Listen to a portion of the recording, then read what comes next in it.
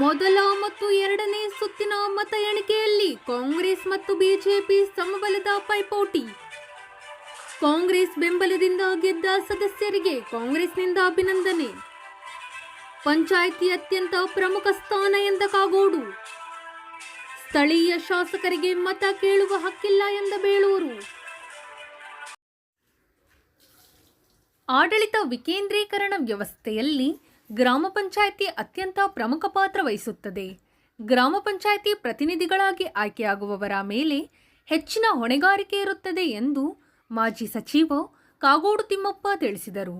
ಸಾಗರದ ಗಾಂಧಿ ಮಂದಿರದಲ್ಲಿ ಕಾಂಗ್ರೆಸ್ ಪಕ್ಷದ ವತಿಯಿಂದ ಕಸಬಾ ಹೋಬಳಿಯ ವಿವಿಧ ಗ್ರಾಮ ಪಂಚಾಯಿತಿಯಲ್ಲಿ ವಿಜೇತರಾದ ಕಾಂಗ್ರೆಸ್ ಬೆಂಬಲಿತ ಅಭ್ಯರ್ಥಿಗಳಿಗೆ ಅಭಿನಂದನೆ ಸಲ್ಲಿಸಿ ಮಾತನಾಡಿದ ಅವರು,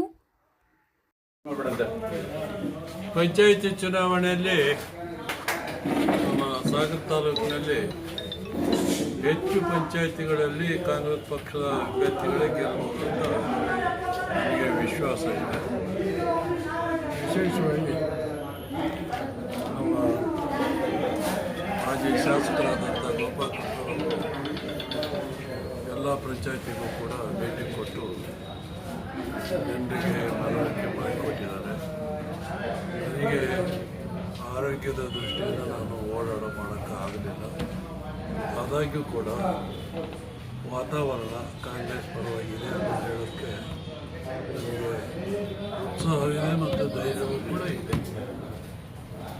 ಯಾರೇ ಬಂದರೂ ಕೂಡ ಪಂಚಾಯಿತಿಯಲ್ಲಿ ನಾವು ಪಕ್ಷ ಹೆಚ್ಚು ಆಸಕ್ತಿಯನ್ನು ತೋರಿಸಿ ಪಂಚಾಯಿತಿಗಳು ಅದರ ಉದ್ದೇಶವನ್ನು ಮತ್ತು ಅದರ ಕರ್ತವ್ಯವನ್ನು ನಿರ್ವಹಿಸಬೇಕಾದಂಥ ತೀರಾ ಅಗತ್ಯ ಇದೆ. ಕಾರಣ ಏನಂದರೆ, ನಾನು ಈಗ ನೋಡಿದ್ದೀನಿ 5 ವರ್ಷದಲ್ಲೂ ಕೂಡ ಹಿಂದಿನ ಸಾರಿ ಇನ್ನೂ ನಾವಿದ್ದಾಗಲೇ ನಮ್ಮ ಹೆಣ್ಮಕ್ಕಳಿಗೆ ಅರ್ಧ ಭಾಗವನ್ನು ನಾವು ಕೊಟ್ಟಿದ್ದೀವಿ.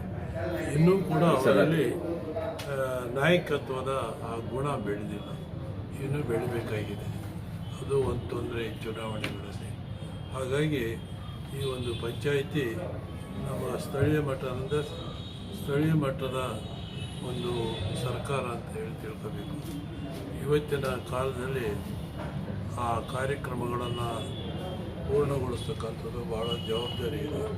ವಿಶೇಷವಾಗಿ ನನಗೆ ಹೆಚ್ಚು ಆಸಕ್ತಿ ಇರೋದು, ನಂಬಿಕೆ ಇರೋದು ಉದ್ಯೋಗ ಖಾತ್ರಿ ಯೋಜನೆ ಕೂಡ. ಇದರಲ್ಲಿ ಇನ್ನೂ ನಮ್ಮ ಜನರಿಗೆ ಆ ಆಸಕ್ತಿ ಗೊತ್ತಿಲ್ಲ. ಅದೇ ನಮ್ಮ ದುರಂತ. ಮತ್ತು ಸರ್ಕಾರಗಳು ಕೂಡ, ಈಗ ಸರ್ಕಾರವು ಕೂಡ ಅದಕ್ಕೆ ಬಂದಂಥ ಹಣವನ್ನು, ಅದು ಮೋದಿ ಸರ್ಕಾರ ಇರ್ಬೋದು, ರಾಜ್ಯದ ಇರ್ಬೋದು, ಕೊಡೋಣ ಕೆಲಸ ಇವತ್ತು ಮಾಡ್ತಾ ಇಲ್ಲ. ಅದು ಒಂದು ಮಾತು ತಿಳ್ಕೋಬೇಕು, ಅದು ಕೇಳಿದ 15 ದಿವಸದಲ್ಲಿ ಉದ್ಯೋಗ ಕೊಡಲೇಬೇಕು. ಕೆಲಸ ಮಾಡಿದ 15 ದಿವಸ ಒಳಗಾಗಿ ಸಂಬಳ ಕೊಡಲೇಬೇಕು. ಇಲ್ಲದಿದ್ದರೆ ಅವರು ಪಂಚಾಯಿತಿಯ ವಿರುದ್ಧ ಕ್ರಿಮಿನಲ್ ದಾಖಲೆಗಳನ್ನು ದಾಖಲೆ ಮಾಡೋದಕ್ಕೆ ಅವಕಾಶ ಇದೆ.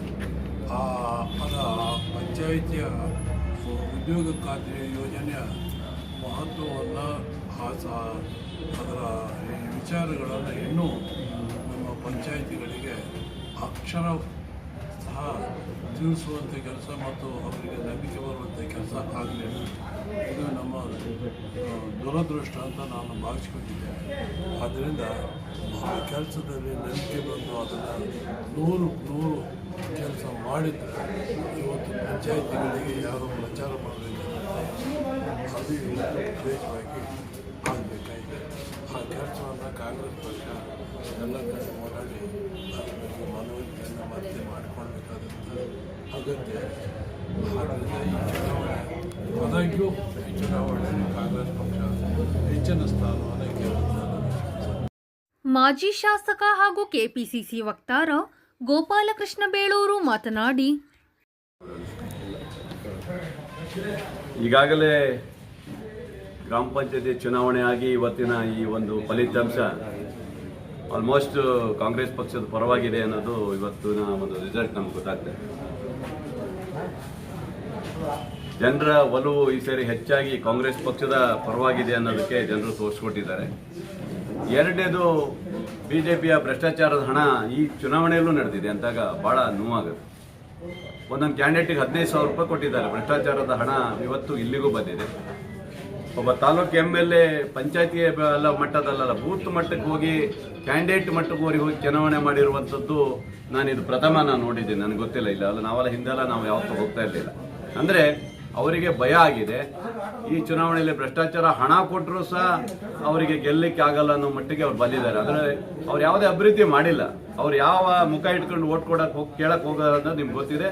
ಕೇಳಕ್ಕೆ ಅವ್ರಿಗೆ ಹಕ್ಕಿಲ್ಲ. ಯಾಕಂದರೆ ನಮ್ಮ ಸಾಹೇಬರು ಕೊಟ್ಟಂಗೆ ಬಗರ್ಕಂಬ ಕೊಟ್ಟಿಲ್ಲ, ಮನೆ ಕೊಟ್ಟಿಲ್ಲ, 94C ಆ್ಯಕ್ಟ್ ಅನ್ನು ಕೊಟ್ಟಿಲ್ಲ, ಇನ್ನೊಂದು ಕೊಟ್ಟಿಲ್ಲ, ಹೊಸ ಮನೆನೂ ಕೊಟ್ಟಿಲ್ಲ, ಏನು ಕೊಟ್ಟಿಲ್ಲ ಅಂತವ್ರು. ಹಂಗಾಗಿ ದುಡ್ಡು ಕೊಟ್ಟಿದ್ದಾರೆ ಅಷ್ಟೇ. ಅವ್ರ ಸಾಧನೆ ಏನಂದ್ರೆ ಭ್ರಷ್ಟಾಚಾರ. ದುಡ್ಡು ಕೊಟ್ಟಿಲ್ಲ, ಹಳೆ ಮನೆಗೆ 1 ವರ್ಷ ಆಯ್ತು. ಅದರಿಂದ ಭ್ರಷ್ಟಾಚಾರದ ಹಣದಲ್ಲಿ ಗೆಲ್ಲಬಹುದು ಅನ್ನೋದ್ರಲ್ಲಿ ಅವರು ನಿಂತಿದ್ದಾರೆ. ಅದು ಖಂಡಿತ ಆಗೋದಲ್ಲ.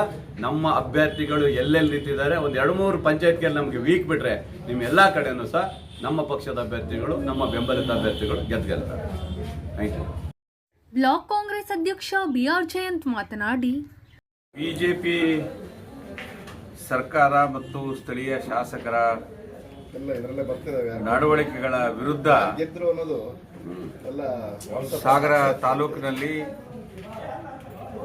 ಈಗ ಏನು ಚುನಾವಣೆ ಫಲಿತಾಂಶ ಬರ್ತಾ ಇದೆ, ಆ ಫಲಿತಾಂಶಗಳನ್ನು ನೋಡಿದಾಗ ಅದಕ್ಕೆ ಸರಿಯಾದ ಉತ್ತರವನ್ನು ಈ ಚುನಾವಣೆ ಮುಖಾಂತರ ಕೊಟ್ಟಿದ್ದಾರೆ ಅನ್ನೋದು ನಮ್ಮ ಅಭಿಪ್ರಾಯ. ಈಗಾಗಲೇ ಹೆಚ್ಚು ಗ್ರಾಮ ಪಂಚಾಯಿತಿಗಳಲ್ಲಿ ಹೆಚ್ಚು ಜನ ಕಾಂಗ್ರೆಸ್ ಬೆಂಬಲಿತ ಅಭ್ಯರ್ಥಿಗಳು ಗೆಲುವನ್ನು ಕಾಣ್ತಾ ಇದ್ದಾರೆ. ಕೆಲವು ಪಂಚಾಯಿತಿಗಳಲ್ಲಿ ಪೂರ್ಣ ಮಟ್ಟದಲ್ಲಿ ಕಾಂಗ್ರೆಸ್ಸೇ ಗೆದ್ದಿದೆ. ಕೆಲವು ಪಂಚಾಯಿತಿಗಳಲ್ಲಿ 1-2 ಬಿಜೆಪಿ ಕಾರ್ಯಕರ್ತರು ಅಭ್ಯರ್ಥಿಗಳು ಗೆದ್ದರು, ಉಳಿದ ಅಭ್ಯರ್ಥಿಗಳೆಲ್ಲ ಕಾಂಗ್ರೆಸ್ನವರೇ ಗೆದ್ದಿದ್ದಾರೆ. ಇದು ಬಿಜೆಪಿ ದುರಾಡಳಿತಕ್ಕೆ ವಿರುದ್ಧವಾಗಿ ಮತ್ತು ಕಾಂಗ್ರೆಸ್ ಕೊಟ್ಟಂಥ ಕಾರ್ಯಕ್ರಮದ ಪರವಾಗಿ ಕೊಟ್ಟಂಥ ಮತ ಆಗಿದೆ ಇದು. ಈಗ ನಮ್ಮ ಗೋಪಾಲಕೃಷ್ಣ ಬೇಳೂರವರು ಹೇಳ್ದಂಗೆ ನಮ್ಮ ಗ್ರಾಮಾಂತರ ಪ್ರದೇಶದಲ್ಲಿ 8 ತಿಂಗಳಿಂದ ವೃದ್ಧಾಪ್ಯ ವೇತನ ಬರ್ತಾ ಇಲ್ಲ, ವಿಧವಾ ವೇತನ ಬರ್ತಾ ಇಲ್ಲ, ಅಂಗವಿಕಲ ವೇತನ ಬರ್ತಾ ಇಲ್ಲ, ಕಟ್ಟಿದ ಮನೆಗಳಿಗೆ ಹಣ ಬರ್ತಾ ಇಲ್ಲ, ಮನೆಗಳನ್ನು ಹಂಚಿಕೆಯೇ ಇಲ್ಲ, ಆ ಕಾರ್ಯಕ್ರಮವನ್ನೇ ರದ್ದುಪಡಿಸಿಬಿಟ್ಟಿದ್ದಾರೆ. ಹೀಗೆ ಗ್ರಾಮೀಣ ಪ್ರದೇಶದಲ್ಲಿ ಅಭಿವೃದ್ಧಿ ಅನ್ನೋದು 0 ಆಗಿದೆ ಬಿಜೆಪಿ ಬಂದ ಮೇಲೆ. ಅದಕ್ಕೆ ಸರಿಯಾದ ಉತ್ತರವನ್ನು ಈ ಚುನಾವಣೆಯಲ್ಲಿ ಜನತೆ ಕೊಟ್ಟಿದ್ದಾರೆ. ಮತ್ತು ಕಾಂಗ್ರೆಸ್ಸು ಜಯ ಗಳಿಸೋದು ಬರೀ ಸಾಗರ ಒಂದೇ ಅಲ್ಲ, ಇಡೀ ಜಿಲ್ಲೆಯಲ್ಲೇ ಕಾಂಗ್ರೆಸ್ ಗೆಲುವನ್ನು ಸಾಧಿಸ್ತಾ ಇದೆ ಅನ್ನೋದು ಕಾಣ್ತಾ ಇದೆ. ಈ ಸಂದರ್ಭದಲ್ಲಿ ನಗರ ಕಾಂಗ್ರೆಸ್ ಅಧ್ಯಕ್ಷ IN ಸುರೇಶ್ ಬಾಬು, ಪ್ರಮುಖರಾದ ಮಲ್ಲಿಕಾರ್ಜುನ್ ಹಕ್ರೆ, ಜ್ಯೋತಿ ಕೋವಿ, ಅಶೋಕ್ ಬೇಳೂರು, ಯಶವಂತ್ ಪಣಿ, ರಫೀಕ್ ಬಾಬಾಜಾನ್, ನಾಗರಾಜಸ್ವಾಮಿ, ಮನೋಜ್ ಕೊಗ್ವೆ, ತಾರಾಮೂರ್ತಿ, ವೀರೇಶ್ ಮೊಳಕೇರಿ ಇನ್ನಿತರರು ಹಾಜರಿದ್ದರು. ಈ ತನಕ ಒಟ್ಟು 10 ಗ್ರಾಮ ಪಂಚಾಯಿತಿ ಫಲಿತಾಂಶ ಪ್ರಕಟವಾಗಿದೆ. ಬಹುತೇಕ ವಿಜೇತರನ್ನು ಪ್ರಶ್ನಿಸಿದರೆ ತಾವು ಯಾವ ಪಕ್ಷದ ಬೆಂಬಲದಿಂದ ಗೆದ್ದು ಬಂದಿಲ್ಲ, ಪಕ್ಷೇತರವಾಗಿ ಗೆದ್ದಿದ್ದು ಯಾರಿಗೆ ಬೆಂಬಲ ನೀಡುತ್ತೇವೆಂದು ನಂತರ ಯೋಚಿಸುತ್ತೇವೆ ಎಂದು ಹೇಳುತ್ತಿದ್ದಾರೆ. ಒಟ್ಟಾರೆ ಫಲಿತಾಂಶ ರಾತ್ರಿ 8 ಗಂಟೆ ನಂತರ ಸಿಗುವ ಸಾಧ್ಯತೆ ಇದೆ. ನಮಸ್ಕಾರ.